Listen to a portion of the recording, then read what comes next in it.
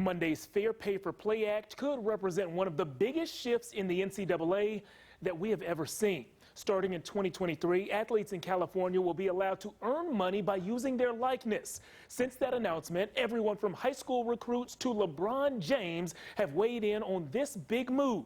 Today, we heard the Longhorns step up to the mic. You know, every other industry in the world, you get paid for your value. I do believe that we need to find a way to get student athletes more for their name and image and likeness. I still believe that players should benefit off their likeness. The Longhorns seem united. They support this act, and so do I. If anything actually frustrates me about this new law, it's that it's only in California and that it's taken so long to happen. For decades, student athletes were the only groups on college campuses not allowed to benefit from their talent and their likeness. Members of the band could book paid shows at concert venues. A student in culinary school could open a food truck. An aspiring photographer could take wedding photos and get paid. So athletes will finally be able to do things like hold autograph sessions, be in TV ads, or even sign shoe contracts. Today, Sam Ehlinger told us one thing he likes about this new plan is that schools are not asked to pay up.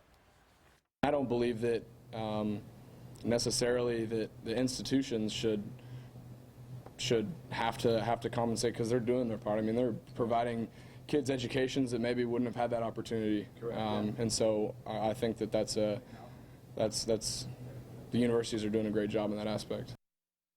A great job in that aspect. That's kind of what I think about this new law. It's great, at least in one aspect. That being that in addition to lining the pockets of coaches, athletic directors, and television networks, those who spend more time in sweat-soaked jerseys than they do in street clothes can now line their own pockets, too.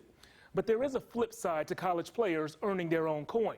California schools now hold a significant recruiting advantage if the NCAA doesn't ban those schools altogether. Also, the vast majority of student athletes likely won't be approached by companies that want to use their name, their image, or their likeness. Make no mistake about it, this is not a system that will treat starting quarterbacks the same way it treats scout team offensive linemen. But my question is this. Sam Ehlinger has about 65,000 Twitter followers. If a company wants to pay Sam to post a photo of their product to those 65,000 people, well, why should the NCAA be allowed to shut that down? The state of California says they shouldn't, and I agree. This new law will need some tweaking over the years, and it really doesn't work that well if the other 49 states don't hop on board, but I believe it's a step in the right direction. Now I want to know what you think. Should college athletes be able to earn money for their name, their image, and their likeness? Let me know your thoughts on Facebook or Twitter @JeffJonesSports.